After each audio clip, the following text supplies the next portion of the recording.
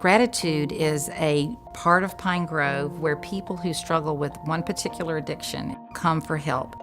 It's called sex addiction. Sometimes you'll hear it termed things like problematic sexual behaviors, hypersexuality, or compulsive sexual behaviors.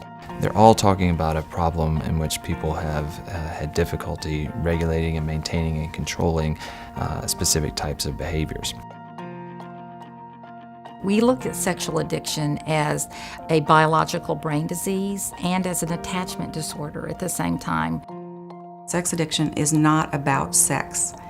It's not about a hyper libido. It's about a way to mood alter from anxiety and self-loathing. The people who come to us have tried just about everything that they can, and they can't stop doing the behaviors that are tearing their lives apart. First, we welcome them with open arms. They come to a place where they're not going to be judged, where they're going to be accepted.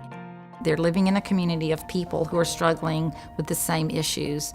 So they finally are at a place where they can talk about what it is they do and get honest.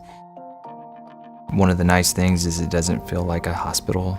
I think it feels like a community environment. We have a set of cottages that our patients will live in and be able to interact with each other, and they'll have things like grill outs outside and really be able to support and socialize and interact with one another. So it's so important to make connections with others, to have accountability to others, and so we use a group therapy model.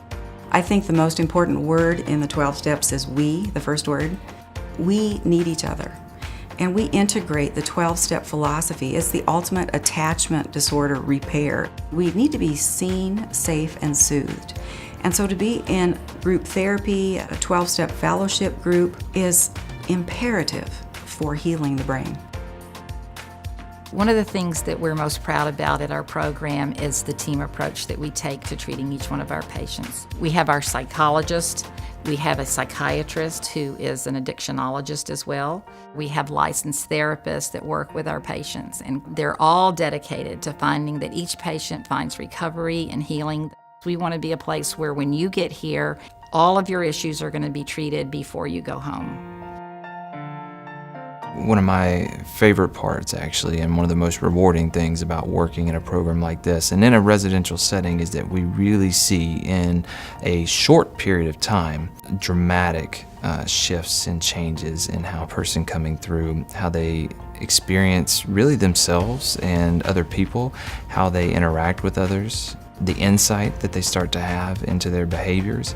And when you start to sort of see that shift in terms of why they really want this and why they want something different in their lives, sometimes it's a very dramatic change, and it's wonderful to be able to see that.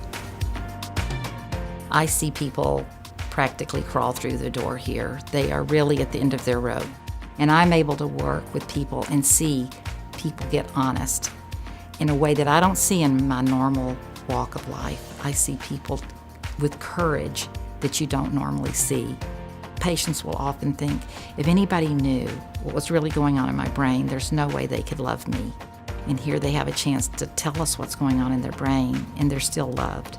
And for them to stand up tall, walk out the door, and know that there's a plan for them to stay in recovery one day at a time is such a difference in the way that they walked in the door, that it is a real transformation that happens in their lives.